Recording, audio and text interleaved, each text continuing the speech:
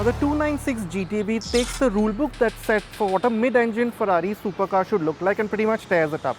To start with, it's not a V8 anymore. It's the first ever Ferrari badged V6, and to rile you up even more, it's now a plug-in hybrid. But I'm not complaining. This is the first time that I get to drive a Ferrari, and the fact that I'm doing it in typical Mumbai traffic should make the experience quite interesting.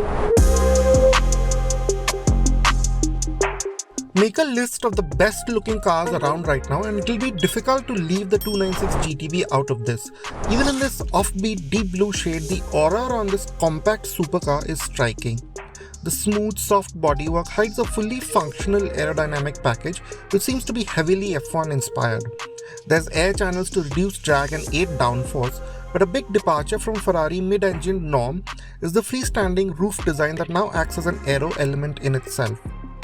Similarly, the spoiler too is now meant to increase downforce at low speeds and reduce drag as you go faster.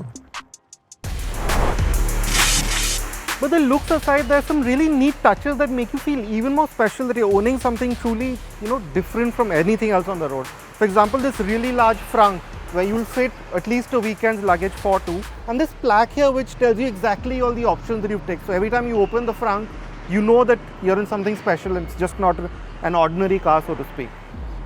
And that continues with this enameled sort of fender ornament.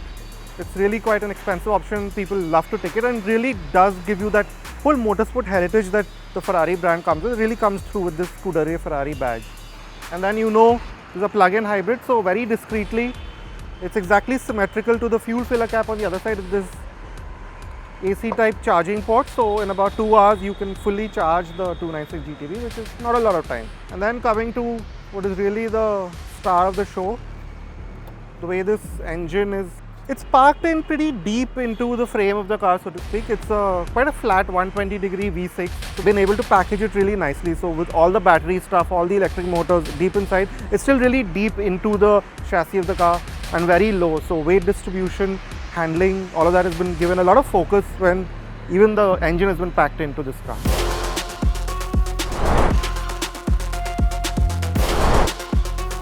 And then as soon as you get in, of course, it's not that easy to get in with the quite high ledge and the fact that you're sitting so low, but once you're inside, it really does immediately, you get that sense that it wants you to go fast. I mean, the way the whole hood, the way the fender sort of fall out in front of you, the windshield, the way it's sloped in front of you, it just gives you that impression that this is a car that means a lot of business. And then there's this cockpit. It's the latest Ferrari sort of theme that they followed. It's very similar to what you see on the SF90. Quite a departure from the norm. There's no central screen, which means it's good news for the driver. So you control everything through here, through this big whole screen here. Of course, it has everything that you would need in a modern car, all your navigation and so on and so forth, all your gauges and dials, and that typical yellow backlit Ferrari gauge cluster that's still been recreated quite realistically in even this full digital layout. And then of course you have the steering wheel. It comes at you in quite a flat angle, and yeah, you place your feet pretty deep down, but to be honest, I am not very tall. I fit perfectly, but someone who's maybe over 6 feet tall may find it a bit challenging, but other than that, it's great. And then of course, you've heard this many times in pretty much every Ferrari that's been reviewed, are these quite controversial controls for the steering wheel. Also these panels, the way they come up in front of you for the lighting, the mirrors on this side and the climate control here, it's really quite easy. And yeah, again for the passenger, they have a whole separate screen for them. A seat heating function, they can see all the performance stats right from this screen here, which is a really neat touch. So even the passenger sort of is in on the mood, so to speak. And those special touches which just lift the ambience from the outside that I just mentioned, that happens here on the inside too. First of all, you have this key. It's easily the nicest key that I've seen. It's almost like an ornament that you carry around. It becomes sort of a part of the cabin, a showpiece even in the cabin. That's great. And then there's the whole starting procedure. You swipe to start, which is a bit anticlimactic in my opinion, but so it takes some getting used to, considering there's no park or D or reverse like in a normal car. So you just pull the right pedal to start it. You're now in effectively drive D mode, both to go into neutral. So that takes a bit of getting used to if you've never driven a Ferrari before. But once you do get used to it, it's pretty much second nature. Now here you change from auto to manual, reverse or the launch control function.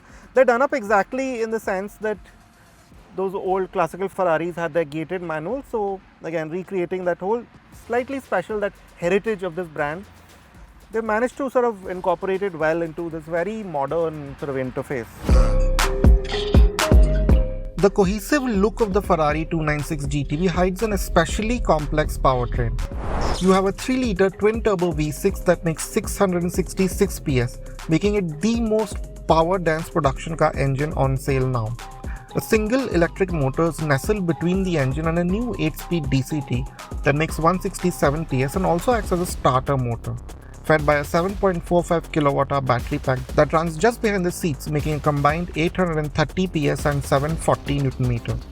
The Ferrari will go from 0 to 100 kmph in 2.9 seconds and reach a 330 kmph top speed in the top qualifying mode.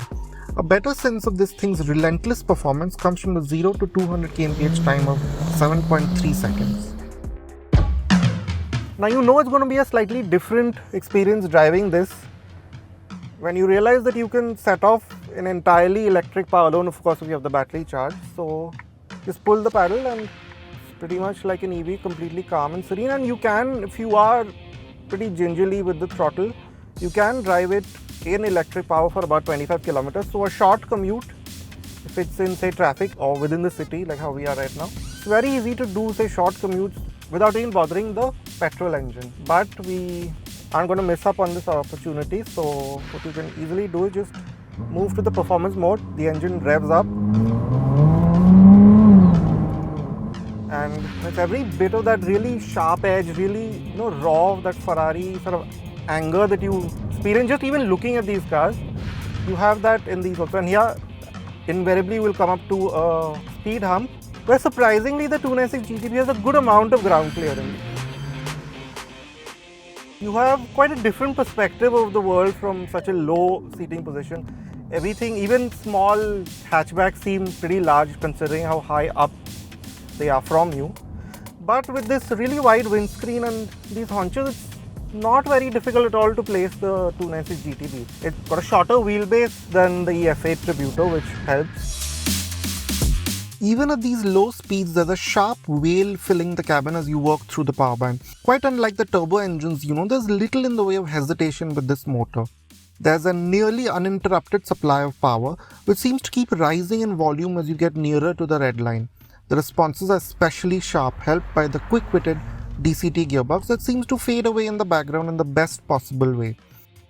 In effect, Ferrari seems to have managed to recreate the sensation of driving a large, naturally aspirated engine, helped by the electrical assistance and the high 8,500 RPM red line. So the steering, it's really quite sharp, so just you turn it a little bit and it just darts in. It's a really quick steering, which you might think might be a bit difficult in say tight traffic situations, but it's anything but that. It's so direct, it's so precise that you get used to it really very quickly. And while there isn't a great deal of feel, it gives you that connection. The 296 GTB won't be the most comfortable car you've driven. Of course, you can keep switching between the dampings with the Manatino switch, go up to sport, race or traction off. But what you do get in this wet mode, which is the softest or the least angry of the car's settings, with the really fat tires with the generally firm setup, you will notice even small stuff like cat's eyes and so on. You do feel them, but again, it's damped in a way to not put you off the experience of driving this car on a day-to-day basis, for example.